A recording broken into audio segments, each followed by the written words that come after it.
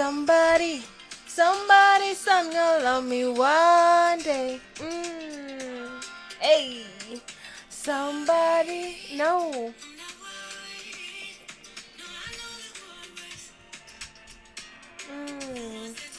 Okay, let's stop it.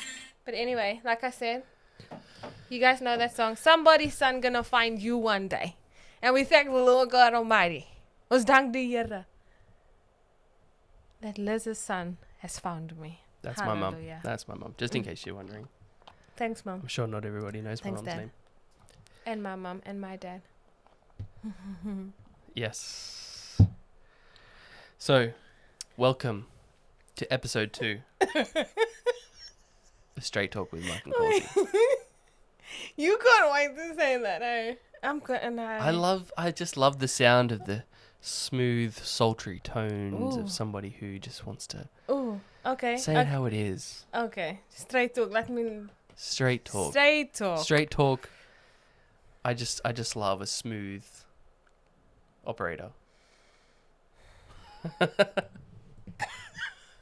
Anyway, today's topic is long distance relationships. We have been asked about this one quite a few times. Our son, actually, middle son, second born, has actually said, suggested that we talk about this.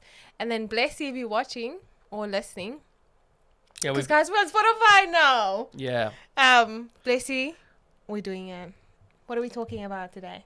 We are talking about long distance relationships and how to manage it, expectations. Just our experience. Our really. Experience. I mean, we did it pretty hardcore. I mean, some people's idea of long distance relationships is being like, the next city over.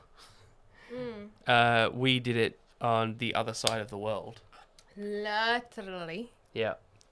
The time zone difference in the summer was 9 hours, 8 hours in the winter because we do daylight savings here and South Africa doesn't. And so that meant it's 9 hours is such a big difference. Like when I'm just going to work, because I'm 9 hours in front. So when I'm just going to work, you're going to bed. When you're waking up and going to work, I'm coming home from work. Yeah. And so when I'm free, you're at work. And then by the time you're finally finished with work, I'm ready to go to bed. And it's incredibly difficult. It's incredibly difficult. Yeah. But we made it work. And so I guess if it's meant to be, it's meant to be. And if we can do it, probably anyone can do it. Yeah. Takes a lot of dedication, a lot of commitment, a lot of patience, a lot of adjusting your schedule. It's hard work. It's challenging. And that's why I feel like before you go into a long distance relationship, you both have to be on the same page.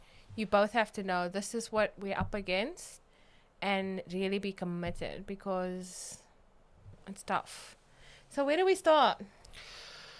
Well, at the beginning. Yeah, at the beginning. So, I mean, probably without we've told our story on our YouTube channel.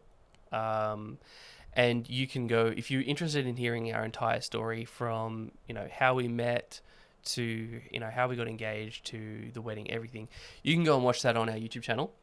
It's called The Stumbles.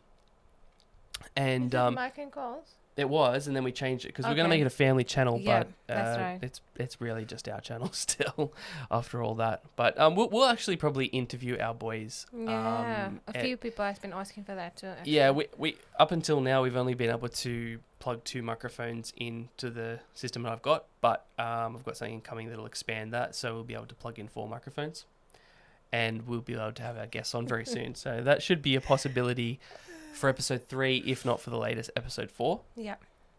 And we'll start interviewing different people. I mean, we still have to have our friend Coffee on.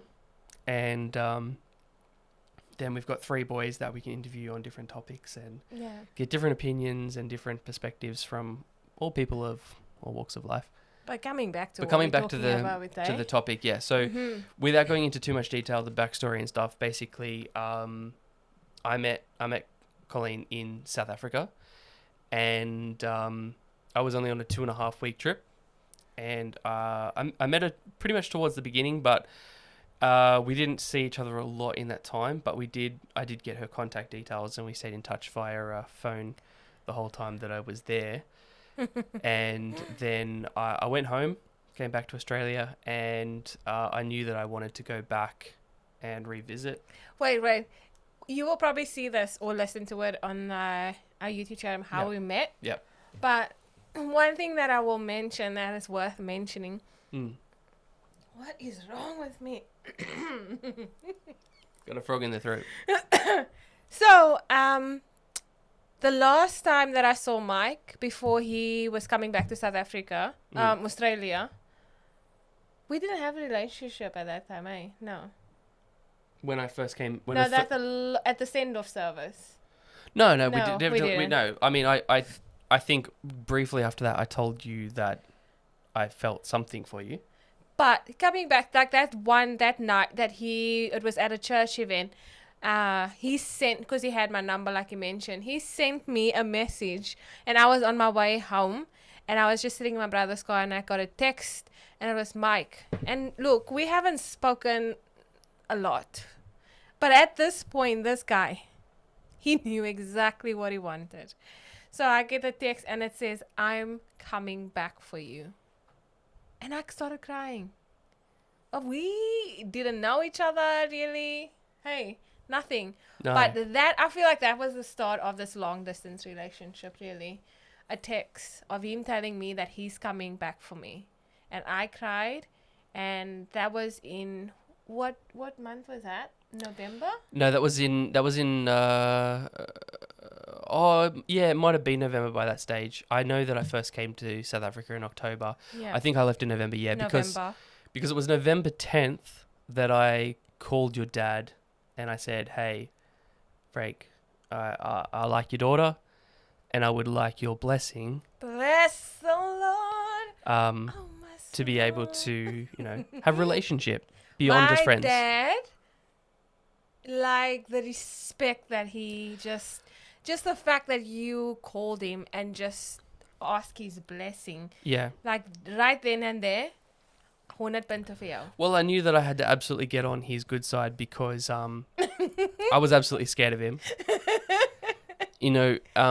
For the first, I don't even know how long it was. I mean, the entire time that I was in South Africa, 2.5 weeks, from the day that I met him, he misunderstood when I said Michael and he called me Matthew, and I was too scared to correct him. So I was Matthew for at least a couple of weeks before.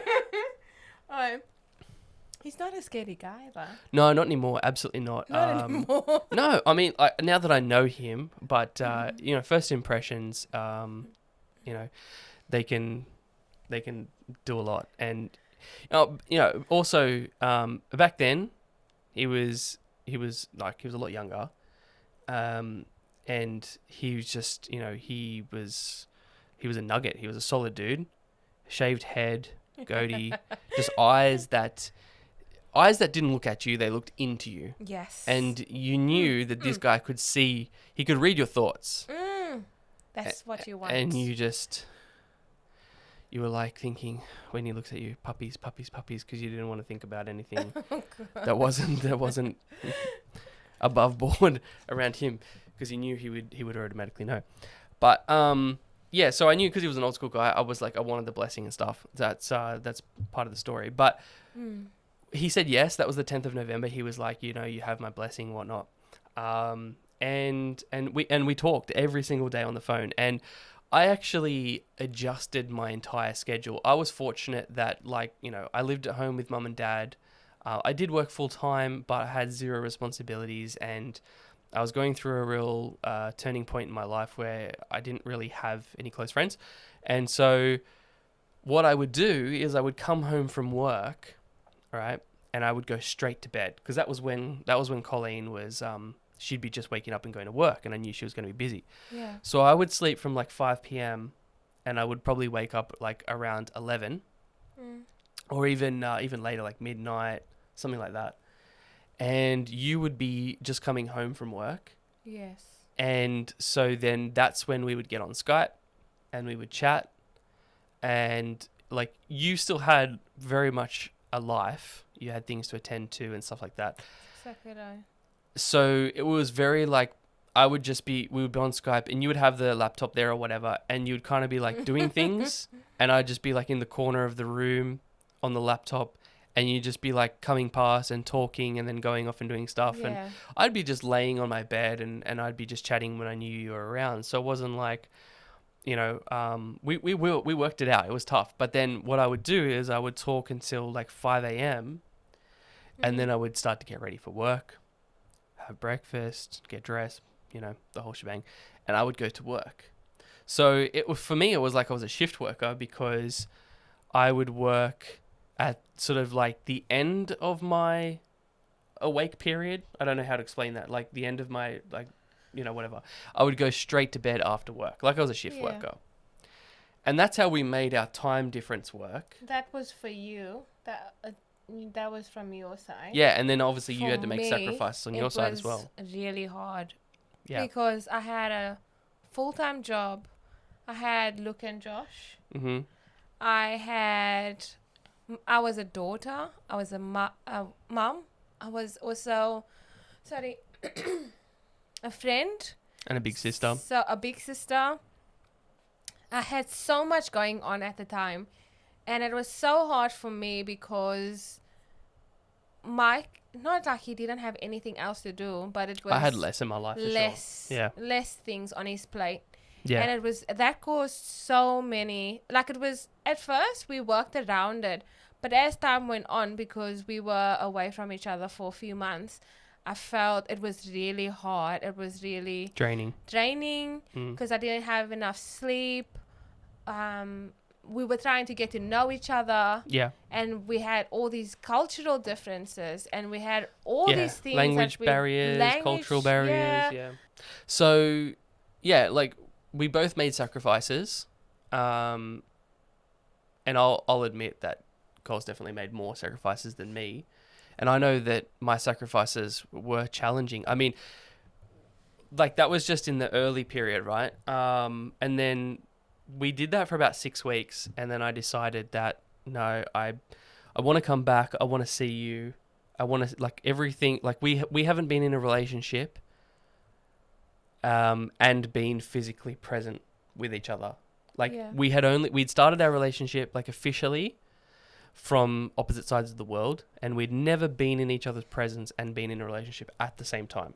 So I figured, okay, I want to come back to South Africa and see how things go. And I'm very proactive.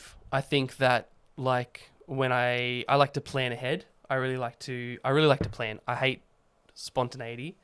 And so I planned for a lot of different scenarios for that trip, including the possibility that I would propose after 6 weeks of being in a relationship over the phone or over Skype.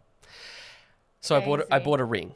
Crazy. I went and bought a ring, and it wasn't a token ring. It was a decent ring, and I mean, I remember being on the plane, and I had it in the carry-on luggage between my feet. I wasn't willing to put it in the above, like stow it away above or whatever. And I remember like opening the pocket, checking that it was there like every half an hour. Like I was completely paranoid. It was the most expensive thing in the bag. And also I should mention that this was, so we started our relationship on the 10th of November. I flew back to South Africa on the 23rd of December, so Christmas Eve. So a month later. It was 6 weeks. It was 6 weeks later. Yeah. Or it was almost exactly 6 weeks later. It's crazy, guys. It's crazy. And so like I had this ring with me, and I think you knew, like you had some idea that I'd be bringing it with me, like because we kind of talked about it. And I mean, like people say, oh, how do you know? And then other people will say, oh, well, you just know when you know, kind of like it's really like there's no scientific method to it, right? And I think that was probably true for me. Everything about the relationship felt right. even though we had our challenges and we definitely had to make adjustments and sacrifices to our daily life to be able to spend time together, Yes. I knew that I just felt a way about you that I had not felt about anyone previously. And I had probably had two serious relationships before you. Yeah. Previous one was 4 years. Mm-hmm. And so, I felt a certain way in that 6 weeks that I didn't in 4 years previous. Yeah. So I brought that ring with me, and I was only supposed to be there for like, I think it was maybe 2.5 weeks as well. I stayed 7 days with a friend the first 7 days, and then the following 9 days or 10 days or whatever it was, I stayed with your family. And yeah, like I said, I came on the 23rd of December. So, we spent Christmas together. And I remember it was like a couple of days before New Year. And that was when I was planning to do it. I was actually like, our time together was really great. I loved spending time with you, and it felt natural. Like I think you were a little bit shy to see me. I think it was Actually, she was very shy to see me. I don't think it was really natural to me. Oh, okay. Because, babe, do you remember? Because this is the first time that we saw each other. Yeah. And then it was like really getting to know each other. So that was also a bit challenging. Okay. It was amazing time, of course. But it was also challenging because we're getting to know each other. But also, let's just come back real quick to the fact, because we're talking about long distance relationships. It obviously wasn't too bad because we followed through. Yeah. Listen, I was gonna say, coming back to long distance relationships, it's like when you start this long distance relationships, it's so important to know what you want. Like we kind of had a plan because you came back with a ring, so we didn't. It wasn't something that was stretched out. Like both of you have to know we're in this. We want to make this work. Yeah, obviously You it only works if both of you are 100% committed to making it work. Yeah, and also having to with long distance relationships, it's not like you're rushing things, but you don't have time to play around really, because we have all like this long distance and traveling up and down. So you have to know this is serious stuff. So Mike having to come to me and proposing, he knew exactly what he wanted, and I think that was a big step, and that helped our long distance relationship so much more. Yeah, totally. I definitely didn't want to waste time. Yeah. I mean, it's not like I don't know. I don't know why I was. You knew what you wanted, and you just went for it. I've always been. I wouldn't say like I've been impatient, but I certainly will when I want to make something happen. I will make a plan, and I will think about what is the most efficient way, fastest way, effective way that I can make this happen. And that's like anything in my life. Like I just made a way. Like even like with the plane ticket, for instance, like to come back, right? So I spoke to work and I was like, okay, I need this time off, and they're like, okay, cool. Then I went to Flight Center and I was like, I need a ticket to South Africa on this day because that was the first day that my holiday started from work. And they were like, this is the last ticket on any airline going from Australia to South Africa on the 23rd of December, or before Christmas, to be honest. And I was like, I can't go any earlier. So I had to basically commit to that ticket. I put down a deposit, and I did not know where the rest of the money was going to come for that ticket. And because it being Christmas time, it was like 3 times the price. But I was so determined to make it happen that like I went, and I don't even know what I did. I can't even remember exactly how I made it happen, but like I found that money and I put every cent I had together to make it happen. And I made it happen. So what do you think is important to know when you're in a long distance relationship? What helped you to get through those days where it was just tough? I don't know. I think that I think the just knowing that like the Yeah. time that we would have to chat was like the most, it was probably the thing that I looked forward to most in the day. It's what got me through the day. And I knew that if I wasn't looking forward to anything else more than chatting to you, that's why I was so committed. I mean, if we were in a relationship, right, and this happens with long distance relationships, if I'm more looking forward to hanging out with the boys or getting on, my Xbox or watching a movie, if I was more excited to do any of those things instead of talking to you, then the relationship would have been doomed at that point. I reckon. Yeah, for sure. Because it's like we get such a limited time. Like when when we're together, or like even if you're dating and you're not living with that person, you will still spend a lot of time with that person, just hanging out, watching movies, going to dinner, even being with friends, just chilling, whatever. You automatically get to spend a lot of that time with that person. Especially when you live close to each other, it's just natural, it's easy. You just hang out in the evenings or whatever. When you live 12,000 kilometers apart, your time zones are completely different, and you have to carve out just a slither of time to chat to each other. That time becomes so precious. And, there was times when we had commitments, like we had to do other stuff and we just couldn't catch up, so we wouldn't talk on that particular day. And then that meant the following day or the following day, whenever we first got to chat again, was like even that much more like gold.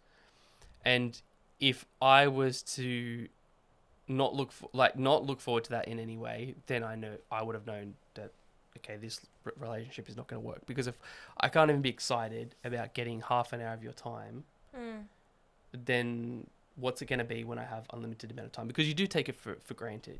Yeah. Like even now, like that we are married and we can spend we still have to work and stuff, but like we have like so much more time than we used to. So you take it for granted. And then you don't always like make the most of that time. Because we had so many other commitments. I think it also helped when we were understanding of each other's commitments. Because it's so easy to... Oh, yeah, Because totally. we don't have... Do you know what I'm saying? Yeah. Because we don't have enough time together. So Yep. we want to spend so much time with this person. Yeah. But if we're on the same page and Mike understood my commitments and I understood his commitments, that kind of helped too. Because if you don't understand if you don't understand each other's commitments, that could also be really bad for your long distance relationship. Yeah. Because now you're feeling so much pressure on you, and that is unhealthy. I know it's hard. Long distance relationships is hard. But even when there's no long distance and you're just in a relationship, we also have to be still having like your own life. Like we said in our previous podcast, how important it is to have that balance. So there's a balance. So especially with me, like I had so many other things to do, but Mike, sometimes it was hard for him to understand because he wasn't with me, didn't understand all the things that I was going through. But as time went on, it was so much easier when he got to that point where he understood, look, she's got a lot on her plate, she's got commitments. When he got to that point of understanding, it took so much pressure off me. And I mean, I was also, and this is a factor, right? Like I was 20 years old when we got engaged, and young. I still lived at home with my parents, and my mum did a lot for me, and so I still had a lot of maturing to do. And like they say that a female's brain is fully developed at 22 and a male's brain is only fully developed at 30. We take longer to develop, and you were already, by that time you were 26 when we met. I was 20, And so 6-year age gap. 6-year age gap. And I mean, you were older than me, and you already had 2 kids. So your life was like, It's a lot going on. you'd been through so much that I could never have comprehended at the age and the life that I had lived. I was very sheltered and still, so underdeveloped. Honestly, I don't even know what you saw in me at the time. No, don't be silly. No, I'm just, I was Oh my goodness. probably, like, I look back on myself and I was like, man, I was a child. There was times where it was really hard, but we worked through it, and God was in it. Like, God wanted us together. We made it happen. But that is one. So if we look at all the stuff now, I think we've mentioned 2 things really that helps with long distance relationships is knowing what you want, and you were good with that. You were very mature in that I think that was my area. saving grace, right? Was that I was knew what he wanted. decisive and We had a plan. dedicated. Yeah. It's so important to have a plan in a long distance relationship. Yeah. Because if you leave it up there, I'm not sure of what's happening. He's not sure of. I knew that Mike had plans, and he knew my heart. So that was something that's very important. The other thing is understanding the commitments. Yeah, and I could probably add, just thought of it now, a really important point that I can say to anyone in a long distance relationship is get down to the nitty gritty in those conversations. Don't just talk about surface level stuff like, oh, babe, did you see that movie? Did you like it? What are you doing? How's the weather where you are? And I loved your Instagram post. Yada yada yada. It's like, what do you want out of life? How many kids do you want? What's your dream career?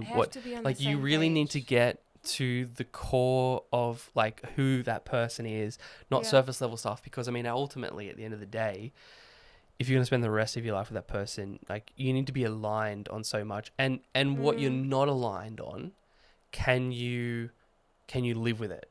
Yeah. You should be talking about a lot of stuff like political views, religious views, parenting methods. Like, you should be so aligned on everything that you want to be aligned on. Like, if you have sort of like, what's the term I'm looking for? Like,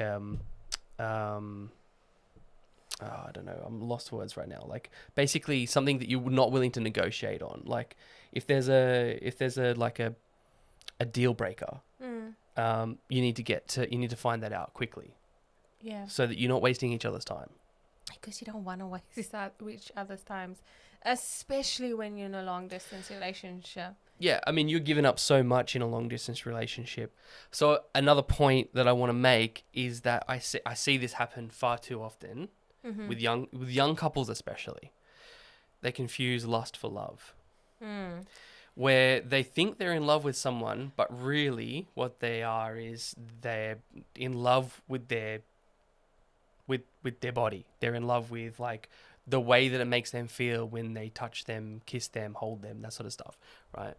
Whereas long distance relationship, it's all about the mental, emotional connection, 100%. And that, I feel like, in a way, it is. Long distance relationship can be very hard, but it's also such a good way to see that it's not just lust. It's actual, Totally, right? Because 20, 30 years, 40 years down the track, right?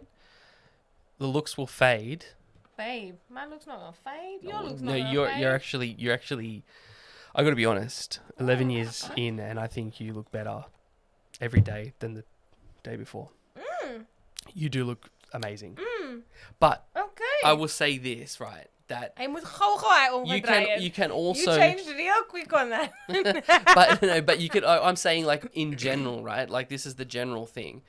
That even though you look stunning, fabulous, gorgeous, you can actually...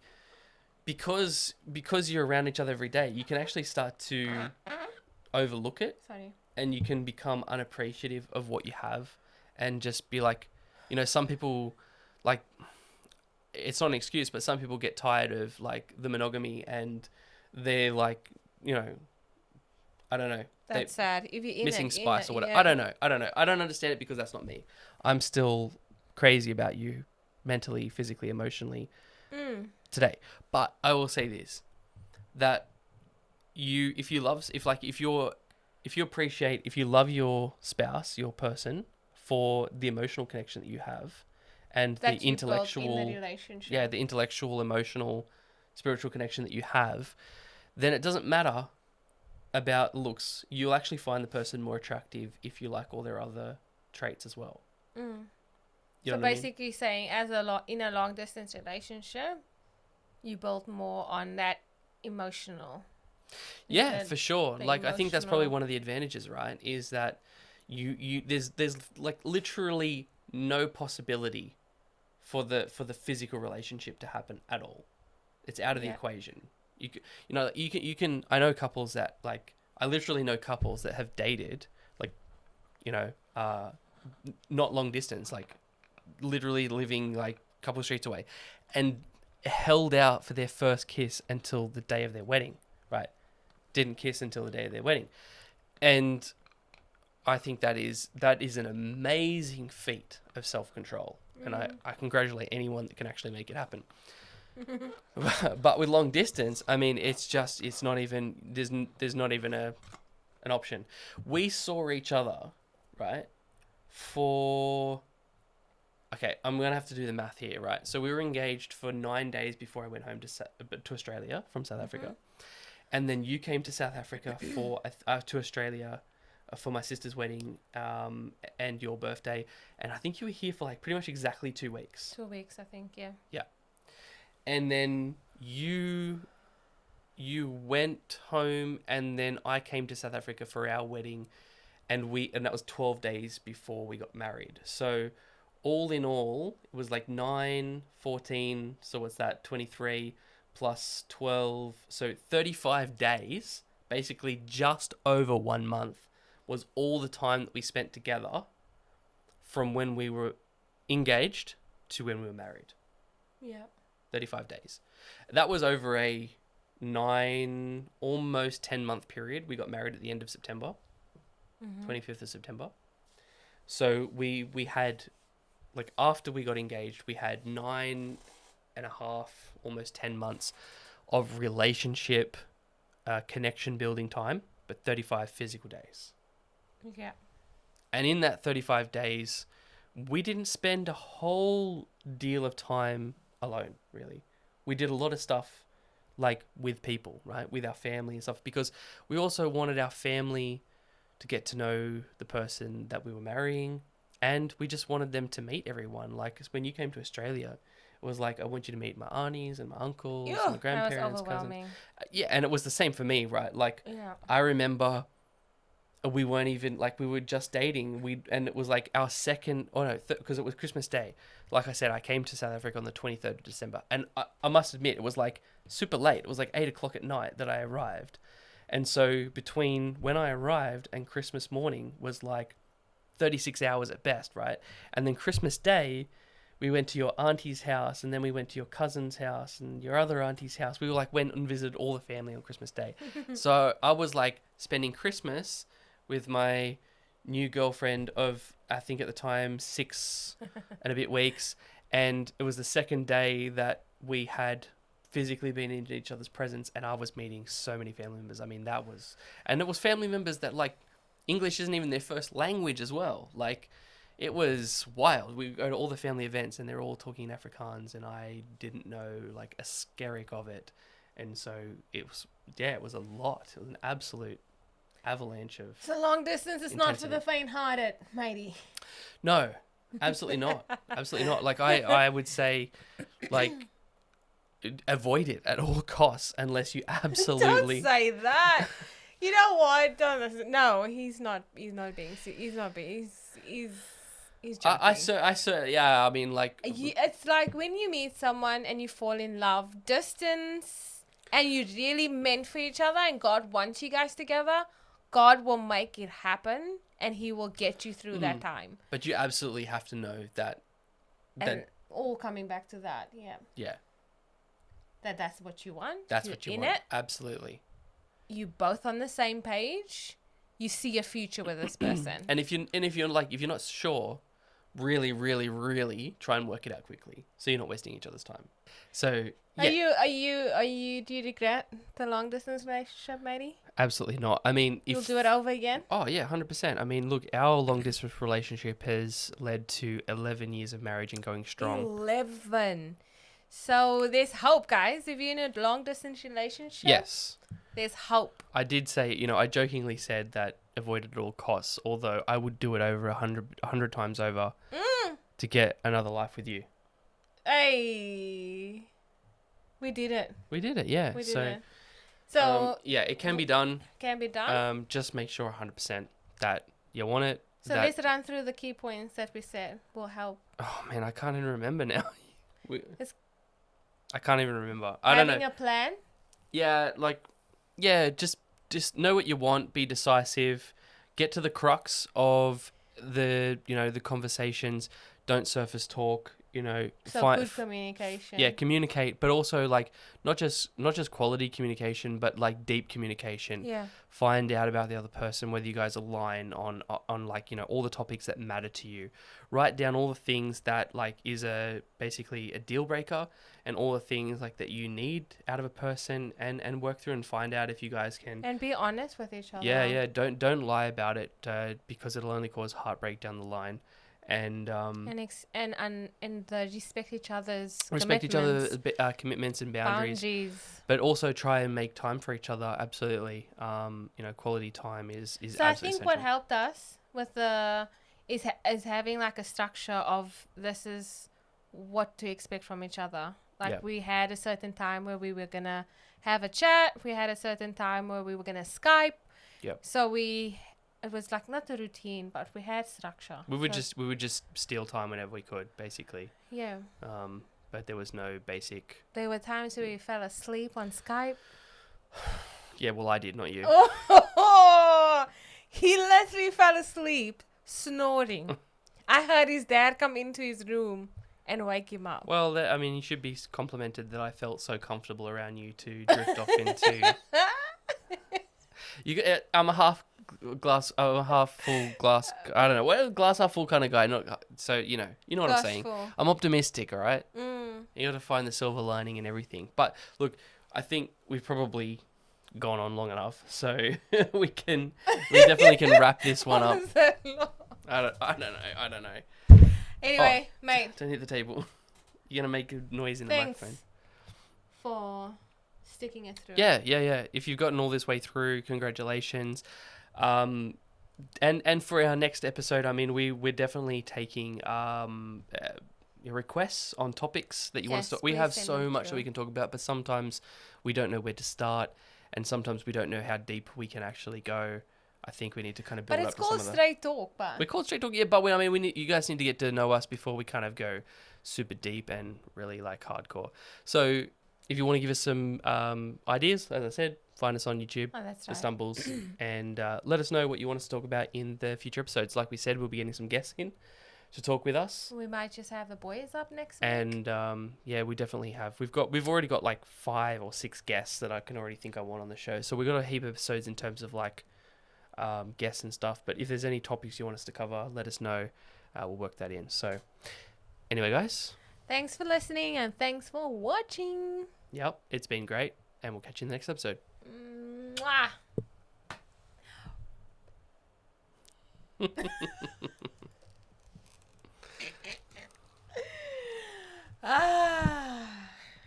tired. I'm getting a headache now. Love you, babe. No, that's for us. That's liquor. Nice. Liquor.